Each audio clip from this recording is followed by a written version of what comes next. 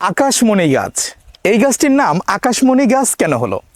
দেখতে পাচ্ছেন এই গাছটি কিন্তু অনেকটা লম্বা হয়ে যায় এবং আমি যখন জানতে পারি এই গাছটার নাম হচ্ছে আকাশমণি গাছ, তখন আমার মনের ভিতরে কৌতূহল জন্মালো।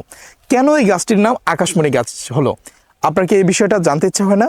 জি, সেমভাবে এটা আমারও হয়েছিল।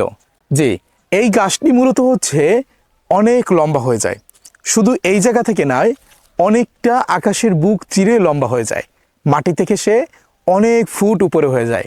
এই গাছটার কোন কোন কাজে লাগে তার ভিতরে ছোট্ট একটি উদাহরণ দিলে আপনি বুঝতে পারবেন। রাস্তার ভিতরে যে কারেন্টের খুঁটিগুলো লাগানো হয়, এগুলোর ম্যাক্সিমামটা তৈরি করা হয় মূলত সিমেন্ট দিয়ে কিংবা সিমেন্টের খুঁটি দিয়ে, যেটাকে খাম্বা বলে। এবং এই আকাশমণি গাছ দিয়েও কিন্তু এই খুঁটি তৈরি করা যায়। কিছু কিছু জায়গায় আপনারা দেখবেন গাছের খুঁটি রয়েছে, আপনারা ভেবে নেবেন এবং মনে করবেন এটাই হচ্ছে সে আকাশমণি গাছের তৈরিকৃত কারেন্টের খুঁটি।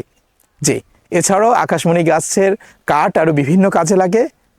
যাই হোক, এ বিষয়ে যদি আপনি না জেনে থাকে, আজকে নতুন একটি তথ্য পেলে অবশ্যই লাইক অ্যান্ড শেয়ার করে দিবেন। ধন্যবাদ। আসসালামু আলাইকুম।